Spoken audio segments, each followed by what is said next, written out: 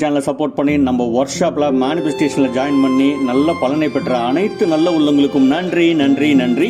நம்ம சேனலை சப்போர்ட் பண்ணி சப்ஸ்கிரைப் பண்ணாங்க, சப்ஸ்கிரைப் பண்ணிட்டு பாருங்கள், ரொம்ப யூஸ்ஃபுல்லாக இருக்கும் உங்களுக்கு. அதே போல் இன்றைக்கி உமன்ஸ் டேக்கு வந்து ஒரு சிறப்பு என்ன அப்படின்னா, நம்மளுக்கு வந்து உமன்ஸ் நம்ம வீட்டில் வந்து நம்ம அம்மாவாக இருக்கலாம், அப்பாவாக இருக்கலாம், தங்கச்சியாக இருக்கலாம், அக்காவாக இருக்கலாம். ஸோ நம்ம வந்து நம்ம தோழிகள் ஃப்ரெண்ட்ஸ் எல்லாமே இருக்கலாம், ரைட்டுங்களா? ஸோ அவங்க இல்லாத இடமே கிடையாது. ஸோ நம்ம இந்த உலகம் இயங்குறதே உமன்ஸை வச்சு தான். ஏன்னா அவங்க தான் ஒரு மிகப்பெரிய சக்தி. ஸோ அந்த ஒரு காரணத்துக்காக, ரைட்டுங்களா, அவங்களுக்கு ஒரு மரியாதை செலுத்தணும் அப்படிங்கிற ஒரு காரணத்துக்காக உமன்ஸ் டே அன்னைக்கு உங்களுக்கு சம்மந்தப்பட்ட ஒரு டவுட் இருக்குது, ஒரு கேள்வி, மேனிஃபெஸ்டேஷன் எப்படி பண்ணுறது, நான் ஆசைப்பட்ட ஒரு விஷயத்தை எப்படி சீக்கிரமாக அடையிறது அப்படிங்கிற விஷயத்துக்காக இன்னைக்கு உமன்ஸ் டேக்கு வந்து பார்த்தீங்கன்னா ஸ்பெஷலாக உமன்ஸுக்கு வந்து பார்த்தீங்கன்னா ஃப்ரீ கன்சல்டிங் கவுன்சிலிங் நம்ம கொடுக்குறோம். தேவைப்படுறவங்க வாட்ஸ்அப் பண்ணுங்க, 1-to-1 நீங்கள் வந்து பர்சனலாக கேட்டுக்கலாம். ஃப்ரீ தாங்க, நீங்கள் அதெல்லாம் எதையுமே வந்து நீங்கள் சார்ஜே பண்ண வேண்டியதில்லை. ஸோ நீங்கள் வந்து உங்களோட டவுட், ஃபார் எக்ஸாம்பிள் இப்போ உங்களுக்கு ஒரு வீடு கட்டணும்னு ஆசைப்படுறீங்க, இல்லை ஒரு இடம் வாங்கணும்னு ஆசைப்படுறீங்க, இல்லை ஒரு நகை வாங்கணும்னு ஆசைப்படுறீங்க, ரைட்டுங்களா? இல்லை ஒரு ஜாபுக்கு ட்ரை பண்ணுறீங்க, ரொம்ப நாளாக கிடைக்கல, ரைட்டுங்களா?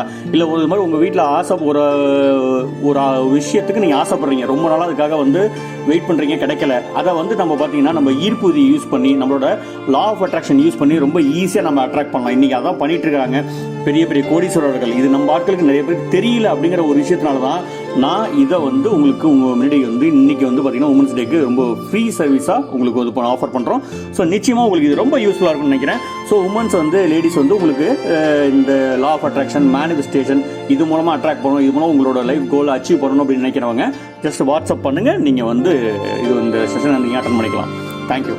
அடுத்தது பார்த்தீங்கன்னா இன்றைக்கி நம்ம பார்க்க போகிற முக்கியமான டாபிக் என்னென்னா இந்த 7.5 சனிங்க. 7.5 சனியோட வந்து பார்த்தீங்கன்னா நம்ம என்னதான் சாமி கும்பிடலை அப்படின்னா கூட 7.5 சனினால மொத்த பேருக்கு உச்சநிலையில உள்ளகாலம் வரைக்கும் ஒரு பயம் வருதுங்க, கிளி வரதான் செய்யுது. அது வரைக்கும் கோயிலுக்கு போகாதால் கூட கோயிலுக்கு போக ஆரம்பிக்குது, ரைட்டுங்களா? அது மாதிரி இந்த 7.5 சனியோட தாக்கம் என்னென்னா, அவர் பேசிக்காக நல்லவர் தாங்க, அவர் ஒன்றும் கெட்டவரெல்லாம் கிடையாதுங்க. நம்ம தெரிஞ்சோ தெரியாமலோ முன்னாடி செஞ்ச தவறுகளுக்கு அதை திருத்துறதுக்கான ஒரு வாய்ப்பு, ஒரு தண்டனை மாதிரி கொடுப்பாரு. அதை நினச்சி தான் நிறைய பேர் பயப்படுறாங்க. உண்மையாக நல்லவங்களா இருக்கிற நீங்க அதை பார்த்து பயப்பட வேண்டியதில்லை. ஆனா என்ன ஒரு விஷயம், அந்த 7.5 சனியோட இருக்கும்போது, 7.5 சனியோட பார்வை நம்மளோட ராசியில படுக்கும்போது, இப்ப தனுசு ராசியா இருக்கலாம், சிம்ம ராசியா இருக்கலாம், ரைட்டுங்களா? தனுசு ராசிக்கு அது ஜாக்பாட் தான். தனுசு ராசியில இந்த டிசம்பரோட முடிச்சிட்டாங்க. அந்த 10 வருஷம் அவங்க கஷ்டப்பட்ட வாழ்க்கை முடிஞ்சு போச்சு. இனி அவங்க உள்ள ஏறுமுகம் தான். ஆனா இப்போ வந்து பாத்தீங்கன்னா இப்ப ஸ்டார்ட் பண்ணிருக்கிற 7.5 சனி யாருன்னா மீன ராசி. அவங்க மீன ராசிகளாக உச்சமாக இருக்குது, இப்போ ஸ்டார்ட் பண்ணியிருக்கு விரைய சனி. அதுக்கப்புறமே கும்பராசி 2வது இதில் இருக்கிறாங்க, ரைட்டுங்களா? அதுக்கப்புறம் சிம்ம ராசி, ரைட்டுங்களா? அப்புறம் கடகம், விருச்சிகம். ஸோ இவங்க எல்லாமே இதில் இருக்கிறனால சனியோட தாக்கம் இருக்க தான் செய்யும். அதனால் வந்து பார்த்தீங்க அப்படின்னா நம்ம இந்த டைமில் என்ன பண்ணணும், எப்பொழுதுமே இருக்கிற மாதிரி என் கேரக்டர் இப்படி தான், என் ஆட்டிடியூட் இப்படி தான் அப்படிங்கிற மாதிரி நம்ம ரொம்ப ரூடாக, ரொம்ப நான் இப்படி ரிஜிடாலாம் இருக்கக்கூடாதுங்க. ஏன்னா வந்து சனியோட தாக்கம், நம்ம சனியோட பார்வை நம்ம மேலே இருக்கும்போது சில சமயம் சில இடத்துல நம்ம கொஞ்சம் பொறுமையாக தான் இருக்கணும். சரி வாங்க, சனியோட உக்கிரமாக இருக்குது, சனியோட பார்வை எந்தெந்த ராசி மேலாம் படுது, அவங்க யாரெல்லாம் ஜாக்கிரதையாக இருக்கணும், அடுத்த வந்து யாரெல்லாம் வந்து பார்த்தீங்க அப்படின்னா பொறுமையை கடைபிடிக்கணும், ரைட்டுங்களா? பிரச்சனை வந்ததுக்கு அப்புறம் சரி பண்றதை விட பிரச்சனை வராமல் தப்பிக்கிறதுக்கு என்னென்னலாம் பண்ணலாம் அப்படிங்கிற ஒரு எளிய டெக்னிக்கை நம்ம இன்னைக்கு பார்க்கலாம் இந்த பதிவில், ரைட்டுங்களா?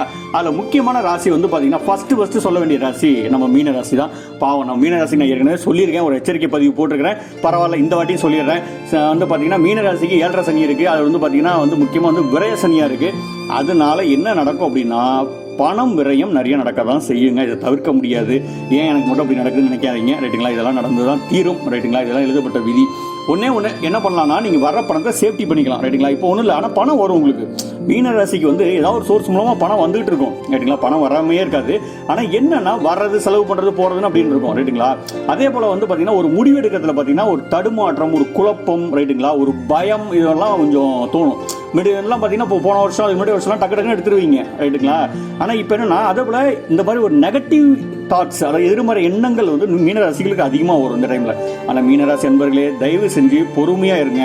இது நமக்கு விதிக்கப்பட்ட விதி. இது ஈஸியாக அதுக்கு தான் சொல்ல வந்தேன். மீனராசி டெய்லி காலமுறை யோகா பண்ணுறீங்களா, யோகா பண்ணுங்க. யோகா மட்டும் வந்து யூஸ் இல்லைங்க. யோகாவை தாண்டி அடிஷனல் என்ன பண்ணணும், மேனிஃபெஸ்டேஷன் பண்ணணும். எதுக்காக? மன நிம்மதிக்காக. யோகா பண்ணும்போதும் கேட்கலாம், சில பேர் டவுட் இருக்கு, நிறைய பேர் கேட்குறாங்க, யோகா நான் பண்ணுறேன் சார், அப்படியே மேனிஃபெஸ்டேஷன் தனியாக பண்ணணுமா, யோகா தனியாக பண்ணணுமா அப்படின்ற கேட்குறாங்க. அதுக்கு சம்பந்தம் இருக்கா அப்படின்னு கேட்குறாங்க, நிறைய பேர் கேட்டாங்க, ரைட்டுங்களா? ஸோ அவங்களுக்கான ஒரு இதாக சொல்கிறேன். யோகா பண்ணும்போது நீங்கள் மேனிஃபெஸ்ட் பண்ணலாம். ஆனால் என்ன ஒரு விஷயம்னா, யோகா பண்ணும்போது நம்ம மூச்சு பயிற்சி செய்யும்போது நம்ம அதில் தான் கவனமாக இருக்கணும். நம்ம அதை விட்டுட்டு இதை பண்ண முடியாது, ரைட்டுங்களா? அதனால் நீங்கள் யோகா பண்ணுறவங்க தாராளமாக யோகா பண்ணுங்க, ஆனால் தொடர்ச்சியாக பண்ணுங்க. மீனராசிக்காரர்களே ரொம்ப கேர்ஃபுல்லாக இருங்க. ஏன்னா இந்த நேரத்தில் உங்களோட புத்தி, மனசு, மனம் ரைட்டா தெளிவாக இருக்கிறதுக்கு மேனிஃபெஸ்டேஷன் மட்டும்தான் யூஸ் ஆகுங்க. மேனிஃபெஸ்டேஷன் பண்ணுங்க.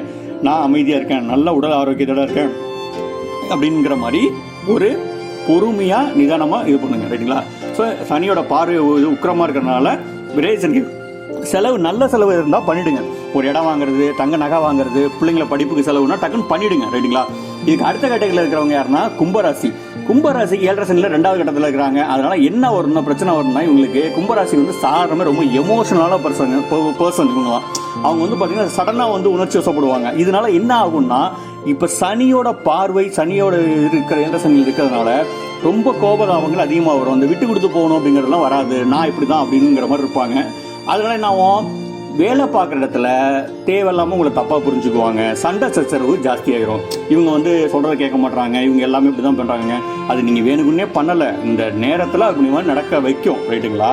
அதனால கும்பராசி நண்பர்கள் தயவு செஞ்சு வேலை பார்க்குற இடத்துல ரொம்ப பொறுமையாக கடைப்பிடிங்க. ரைட்டுங்களா? நமக்கு டைம் சரியில்லைன்னா பொறுமையாக தான் கடைப்பிடிக்கணும். மேனிஃபெஸ்ட் பண்ணுங்க சிம்பிளாக. ரைட்டுங்களா? என்னது, இப்போ கும்பராசிக்கு வேலையில் பிரச்சனை வரும்னா, வேலைன்னா வேலை இல்லை, கூட வேலை பார்க்குறவங்களே உங்களுக்கு துரோகம் பண்ணுறது வாய்ப்பு இருக்குது.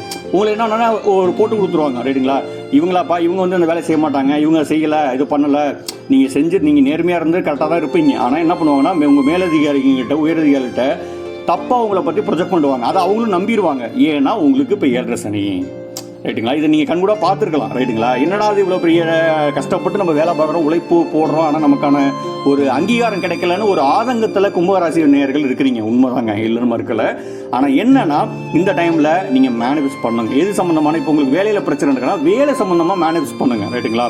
நான் அந்த வேலை வந்து உங்களுக்கு முக்கியம் அப்படின்னா அந்த வேலை எனக்கு முக்கியம். அதே போல் எடுத்தோன்னே இப்போ எதுவும் பெரிய இன்வெஸ்ட்மெண்ட் பண்ணாதீங்க. இந்த டைமில் கொஞ்சம் நிதானமாக இருங்க. ரைட்டுங்களா? கொஞ்சம் டைம் நல்லா, இப்போ குரு பயிற்சிலாம் முடிஞ்சதுக்கப்புறம் பெரிய இன்வெஸ்ட்மெண்ட்டை பற்றி கொஞ்சம் யோசிங்க. ரைட்டுங்களா? அதுக்கு அடுத்தது மகர ராசி. மகர ராசி கும்பராசி இவங்களோட வர மாதிரி வரவங்க தான். ஆனால் மகர ராசிக்கு வந்து பார்த்தீங்கன்னா 7.5 சனி கடைசி கட்டத்தில் இருக்கிறாப்புல. ஆல்மோஸ்ட் அடிச்சு நவுத்திட்டாப்புல. ரைட்டுங்களா? நவுத்திட்டு தான் இப்போ வந்து பார்த்தீங்கன்னா கடைசி கட்டத்தில் இருக்கிறாப்புல. அந்த பாத சனிம்பாங்க. ரைட்டுங்களா? ஆனாலுமே கொஞ்சம் என்னன்னா கொஞ்சம் ஸ்ட்ரெஸ் இருக்கும் வேலையில். ரைட்டுங்களா? அதே போல் வந்து பார்த்தீங்கன்னா ஃபேமிலிலையும் பார்த்தீங்கன்னா ஒரு மன அழுத்தம், ஏதோ தேவையே இல்லாமல் ஒரு பயம் இருக்கும். ஒரு வந்து பார்த்தீங்கன்னா ஒரு கஷ்டங்கள் இருந்துகிட்டு இருக்கும். ஏதோ ஒரு விஷயத்த நினச்சி ஒரு பயம், ஒரு அழுத்தம் இருந்துகிட்டு தான் இருக்கும். அதெல்லாம் ஒன்றும் இல்லை, பிரச்சனை இல்லை, கவலைப்படாதீங்க. நீங்கள் இந்த கும்பராசி மகர ராசியும் வந்து முக்கியமாக சனிக்கிழமை வந்து பார்த்தீங்கன்னா எல் தீபம் 1, 2, 3 எல் தீபம் போட்டு சனீஸ்வரோட வழிபாடு பண்ணுங்க. அதே போல் டெய்லி காலம்பரை சாயங்காலம் மேனிஃபெஸ்டேஷன் பண்ணுங்க. ரைட்டுங்களா? மன அமைதிக்கு மேனிஃபெஸ்ட் பண்ணுங்க. ரைட்டுங்களா? என் மன அமைதியாக இருக்கிறது அப்படின்ற மாதிரி. ரைட்டுங்களா? ஸோ நம்ம சேனலில் ஏற்கனவே சொல்லியிருக்கேன் மேனிஃபெஸ்டேஷன் எப்படி பண்ணணும். முடிஞ்சால் வந்து 369 எழுதுங்க, ரொம்ப யூஸ்ஃபுல்லாக இருக்குங்க கும்பராசிக்கு மகர ராசிக்கு. ஏன்னா வந்து கும்பராசி மகர ராசி கொஞ்சம் உணர்ச்சி வசமான பர்சன்ஸ் எல்லாமே. ரைட்டுங்களா? அதெல்லாம் வந்து பார்த்தீங்க அப்படின்னா நீங்கள் வந்து கொஞ்சம் இந்த 369 எழுதுனீங்கன்னா எதுக்கு, இந்த இதுக்காக, இந்த கொஞ்சம் ஸ்ட்ரெஸ்லேருந்து வெளில வர்றதுக்காக, இந்த டென்ஷன்லேருந்து வெளில வர்றதுக்காக. ரைட்டுங்களா? அடுத்தது வந்து பார்த்தீங்கன்னா விருச்சிக ராசி. விருச்சிக ராசி மேலும் பார்த்தீங்கன்னா சனியோட பார்வை இருக்குது. ஏற்கனவே விருச்சிக ராசி கொஞ்சம் மோசமான நிலைமையில தான் இருந்தாங்க.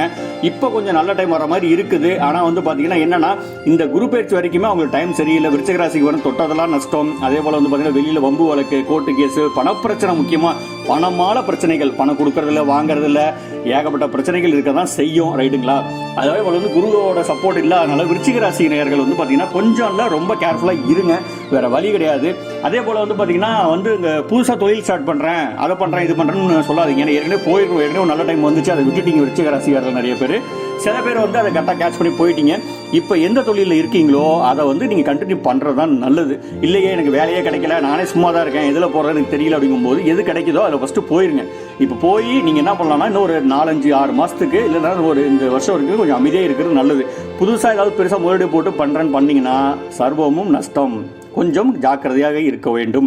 ரைட்டுங்களா? அதே போல் விருச்சிக ராசிகளுக்கு பாருங்கன்னா கடினமான உழைப்பாளிகள் தான். ஆனால் வந்து பார்த்தீங்கன்னா கொஞ்சம் நீங்கள் வந்து பேசுகிற வார்த்தைகளை பொறுமையாக நிதானமாக கடைபிடிக்கிறது ரொம்ப ரொம்ப நல்லது. ரைட்டு. கடைசியாக முக்கியமான ராசி கடகராசி. சனியோட பார்வை உக்கிரமாக இருக்கக்கூடிய ராசி. இந்த டைமில் என்ன பிரச்சனைனா நிறைய வந்து பார்த்தீங்கன்னா சிக்கல்கள் வரும். இப்போ ஏன் இந்த கடகராசியை பற்றி நான் முக்கியமாக சொல்கிறேன்னா, இப்போ நம்ம தமிழ்நாட்டில் ஒரு முக்கியமான ஒரு மிகப்பெரிய ஒரு அரசியல் கட்சியாக இருக்க ஒருத்தரோட, அந்த அரசியல் கட்சியோட தலைவரோட ராசி கடகராசி இருக்குங்க. ரைட்டுங்களா? இப்போ தமிழ்நாடு அவர் தான் எதிர்பார்த்துட்டு இருக்குது. ரைட்டுங்களா? உங்களுக்கே தெரிஞ்சிருக்கும் எல்லாத்துக்கும். ரைட்டுங்களா? இப்போ அவரோட ராசி கட்டம் எப்படி இருக்கும், அவர் ஜெயிப்பாரா ஜெயிக்க மாட்டாரா அப்படிங்கிற பல விவாதங்கள் போயிட்டு இருக்குது. அதுக்கு ஏற்ற மாதிரி அவர் கடகராசிங்கும் போது பொதுவாக அவரோட கடகராசியோட தன்மைகள் என்ன அப்படின்னா, அவங்கெல்லாம் நீர் ராசி, மக்களை கவர்ற மாதிரி பேசுவாங்க. அவங்க பேசினாலே பிடிக்கும், அவங்க பேசுகிற விஷயங்கள் எல்லாமே மக்களை கவர்ற மாதிரி பேசுவாங்க. ஆனால் இப்போ சனியோட தாக்கம் இருக்கிறனால கடகராசிக்காரங்கள் கஷ்டங்கள், தடைகள், பிரச்சனைகள் வரதான் செய்யும். கூட இருக்கவங்களே பிரச்சனையை உருவாக்குவாங்க. ரைட்டுங்களா? அதனால வந்து கடகராசிக்காரர்கள் இப்போ ரொம்ப கவனமாக இருக்கணும். பேசுகிற வார்த்தைகளை நிதானமாக பொறுமையாக பேசுங்க. அதுவும் பப்ளிக்ல பேசுகிறவங்க, பப்ளிக் மீட்டிங்கில் பேசுகிறவங்க என்ன பேசுகிறோங்கிறத ப்ரிப்பேர் பண்ணிட்டு பேசுங்க. எடுத்தவங்க ஒருத்தவங்க பேசிடாதீங்க, பெரிய சிக்கலில் மாட்டிக்குவீங்க. கடகராசிக்காரர்கள் அரசியல்வாதிகளாக இருந்தாங்கன்னா இந்த டைம் உங்களுக்கு சரியில்லை. அதெல்லாம் கொஞ்சம் பொறுமையாக தான் கடைபிடிக்கணும், வேற வழியே இல்லை. அதே போல் இதில் கம்பெனியில் ஒரு ஆஃபீஸில் வேலை பார்க்குறீங்கன்னா உங்கள் உயரதிகாரினால பிரச்சனை வரும். உங்கள் கூட இருக்கிறவங்க உங்கள் வேலையை காலி பண்ணுவாங்க. அந்த அளவுக்கு மோசமான ஒரு சுச்சுவேஷன் வரும். ஆனால் கடகராசிகளுக்கு அந்த அளவுக்கு போகாது. இருந்தாலும் என்னன்னா நீங்கள் பேசுகிற வார்த்தைகளை பொறுத்திருக்கு, நீங்கள் அந்த பிரச்சனை எப்படி ஹேண்டில் பண்ண போறீங்கிறது இருக்கு. அதில் கடகராசி நேயர்களே, தயவு செஞ்சு இன்னும் கொஞ்சம் நாளைக்கு கொஞ்சம் அமைதியாக இருக்கிறது நல்லது. இல்லை அவசரப்பட்டு எமோஷன் பண்ணி வார்த்தையை விட்டுட்டீங்க, இல்லை எனக்கு தெரியாதா போகாதான்னு சொல்லி பேசுனீங்கன்னா கண்டிப்பாக லாஸை சந்திக்கிற மாதிரி வரும். அதில் கடகராசி நேயர்கள் வந்து பார்த்தீங்கன்னா மேனிஃபெஸ்ட் பண்ணுங்க. நீர் ராசி ரைட்டுங்களா, பொறுமையாக இருங்க. நன்றி நன்றி நன்றி.